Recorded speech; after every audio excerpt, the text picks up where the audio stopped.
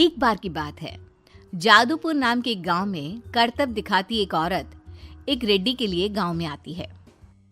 आइए आइए मेहरबान कदरदान, खाइए रोहड़ा के ताजे ताजे केले। कभी खाए नहीं होंगे ऐसे केले। पीले पीले केले खाइए। ये कहकर रोहड़ा हाथों में 4 केले लिए उन्हें सर्कल में जोर जोर से हवा में उछालती हुई करतब दिखाती है, जिसे देखकर आसपास के सारे बच्चे अपने अपने मम्मी पापा से उस औरत के पास जाने की जिद करने लग जाते हैं। पापा, ऐसा तो सर्कस में बॉल से होता है ना, ये आंटी तो केले से कर रही है। चलिए ना पापा, देखते हैं। रोहड़ा एक पतली सी तार पर चलती हुई केलों से करतब दिखाती है। आते जाते सभी लोग बाहर रुककर उसके करतब देखते हैं और वाह वाही करते नहीं थकते।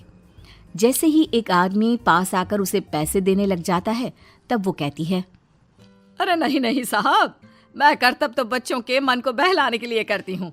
धंधा तो मेरा केले का है। पीछे देखो मेरी रिड्डी, जो भी मेरे केले खाएगा मेरी तरह चुस्त दुरुस्त और तंदुरुस्त हो जाएगा। पता चलता है क्या कि मेरी उम्र 55 की है। अरे पर ऐसे ठंड के मौसम में कोई केला क्यों खाएगा? ये ऐसे वैसे केले नहीं है साहब, ये शरीर में गर्मी देते हैं। ठंड को दूर भगाए जो भी रोहिणा के केले खाए। पापा, अगर मुझे केले नहीं मिले तो मैं घर नहीं जाऊंगी। तभी उसके पापा कहते हैं कि बेटा, केले ठंड में कभी गर्मी नहीं देते। ये सब कहने की बातें हैं, सामान बेचने का तरीका है इनका। पर पिंकी नहीं मानती। मैं केले खाऊंगी। पिंकी की जिद के आगे नत्थू हार जाता है और उसे केले खरीद कर दे देता है। पिंकी खुश होकर केले घर ले आकर खाती है। अब मैं भी करतब करूंगी, कितना मजा आएगा। जादुई केले। पिंकी पहला केला खत्म भी नहीं करती कि वो बेहोश हो जाती है। दूसरे केले से एक काला धुआं आता है और रोहड़ा चुड़ैल बनकर बाहर निकल आती है। मेरे भूतिया केले बच्चे न खाए, ऐसा हो ही नहीं सकता। जादूपुर वालों, कब तक बचोगे? आ गई हूं मैं रोहड़ा, जिसका कोई नहीं कर सकता सामना। रोहड़ा पिंकी को गोद में उठाकर काले धुएं में कहीं गायब हो जाती है।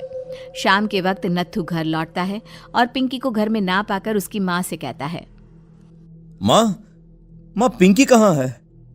अरे बेटा, उसे तो तू सुबह करतब दिखाने ले गया था ना, फिर कहाँ वापस आए तुम दोनों? मुझे लगा तू उसे अपने साथ मंडी ले गया होगा। हे भगवान, मेरी बच्ची कहाँ गई? मैं उसे घर ही तो छोड़कर गया था माँ। नत्थू गांव के घर कोने में अपनी बेटी को ढूंढता है, पर उसे वो कहीं नहीं मिलती। परेशान होकर आखिर रो रो कर नत्थू हिम्मत हार कर घर लौट आता है।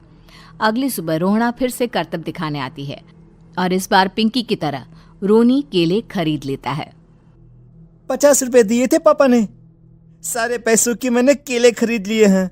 अब मैं भी आंटी की तरह ही करतबबाज बन जाऊंगा। यही सोचते हुए रोनी केले खाता है और पहला अकेला केला आधा खत्म भी नहीं करता कि चुड़ैल उसके सामने आ जाती है।